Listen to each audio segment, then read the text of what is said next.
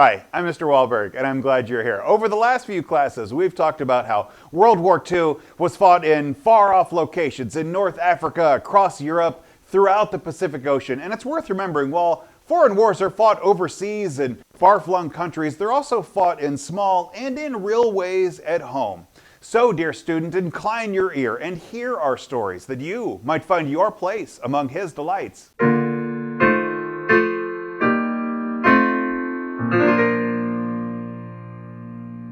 We have two objectives today. By the end of this class, you should be able to describe the economic and social changes that reshaped American life during World War II, and you should be able to summarize the conditions of minority life during the war. But let's begin in Roman numeral number 17. Here I want to talk about how the economy was adjusting to go handle all of the wartime demands. Because the war years did seem to be pretty good years for the working classes. As defense industries boomed, unemployment fell to a low of just 1.2% by 1944. And you got to remember that this is coming off of the years of the Great Depression, where we had almost 1 in 4 Americans out of a job, to 1.4%. That's full employment. That's basically everybody who wants a job could pretty much find one. Even with price and wage controls, weekly pay, the average weekly pay, even adjusted for inflation, rose 10% during the war, which is a pretty amazing amount of wage growth. And although workers still protested their long hours and night shifts, they were able to save money for the future. For the first time in a generation, put away cash that looked like it could, actually help out a future time. Farmers were prospering during the war, coming off of what was, the Dust Bowl and all of the turmoil of the years before it. Unlike the Depression years when farmers had to battle dust storms and floods, the early 1940s just had good weather. The sun came out and it was good growing for crops. Farmers were benefiting in improvements in farm machinery and fertilizers and really reaped the profits from crop prices. And as a result, crop production increased by 50% and farm incomes tripled. Before the war ended, farmers found themselves able to entirely pay off their mortgages from earlier years.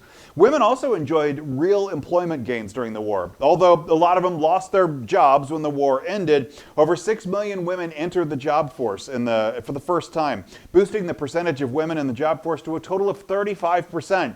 A third of those jobs were in defense plants, which offered women more challenging work and better pay than a lot of traditional women's jobs. Subpoint B. In addition to revamping the economy, the war triggered one of the greatest mass migrations in American history. Americans whose families had lived in one place for generations suddenly uprooted themselves and to go seek work elsewhere. More than 1 million newcomers poured into California between 1941 and 1944, and towns with defense industries saw their populations double or even triple in what felt like changing overnight. African Americans left the South for cities in the North in record numbers. Particularly, I think the great story here is California, who up until World War II was kind of seen as sort of like the frontier, the edge of the country. It was kind of a far off place. It was a lot of farm country, a lot of mining country, but that changes in the 1940s to become a real destination place. Subpoint C. There's also some social adjustments that happened here on the home front during World War II. Families adjusted to changes brought onto the war as best they could. With millions of fathers in the armed forces, mothers struggled to raise children at home.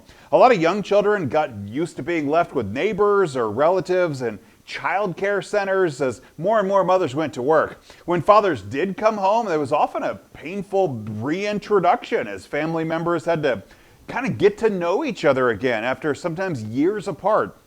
The war also created new families, as longtime sweethearts as well as couples who barely knew each other rushed to get married before the soldier or sailor was shipped overseas. In 1944, to help the ease of the transition of returning servicemen to civilian life, Congress passed the Servicemen's Readjustment Act, better known as the GI Bill of Rights. This bill provided education and training for veterans, paid for by the federal government. Just over half of the returning soldiers, or about 7.8 million veterans, attended colleges and technical schools under the GI Bill.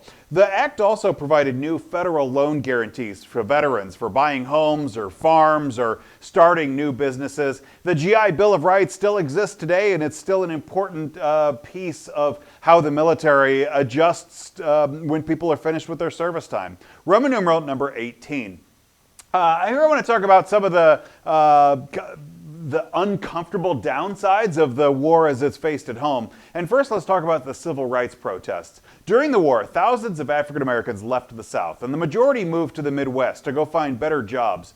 Between 1940 and 1944, the percentage of African Americans working in skilled or semi-skilled jobs rose from 16% to 30%, almost doubling in its number.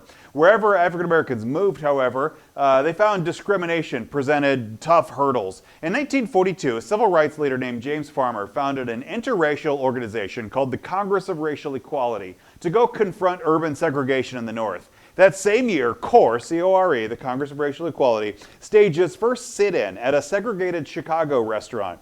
As African Americans' migrations moved into already overcrowded cities, tensions rose. In 1943, a tidal wave of racial violence swept across the country. The worst conflict erupted in Detroit on a hot Sunday afternoon in June. What started as a tussle between black people and white people on a beach on the Detroit River mushroomed into a riot when white sailors stationed nearby joined in the fray.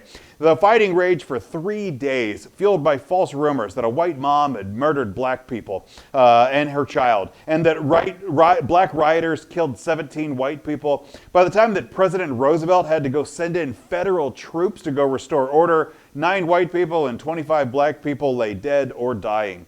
The violence of 1943 revealed to Americans, black and white alike, just how serious racial tensions had become in the United States. By 1945, more than 400 committees had been established by American communities to go try to improve racial relations. Progress was slow, but African Americans were determined not to give up any of the gains, and they were real gains that they had made. Subpoint B. Let's turn our eyes to Los Angeles, where Mexican Americans experienced prejudice during those war years. In the violent summer of 1943, Los Angeles exploded into anti-Mexican riots known as the Zoot Suit riots. Zoot Suit was a particular style of dress where a long jacket and pleated pants and often a broad-brimmed hat was a style of dress adopted by Mexican American youths as a symbol of rebelling against tradition. And the riots began when 11 sailors in Los Angeles reported that they had been attacked by Zoot Suit wearing Mexican Americans.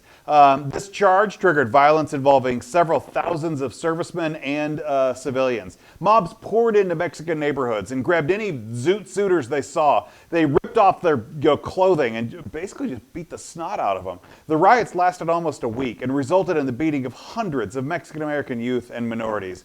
Despite such unhappy experiences with racism, many Mexican Americans continued to believe that the sacrifices during wartime would lead to a better future. Subpoint C. In what is probably the most famous civil rights violation of the wartime era, it's the internment of Japanese Americans. When the war began, around 120,000 Japanese Americans lived in the United States, mostly as citizens and mostly on the West Coast.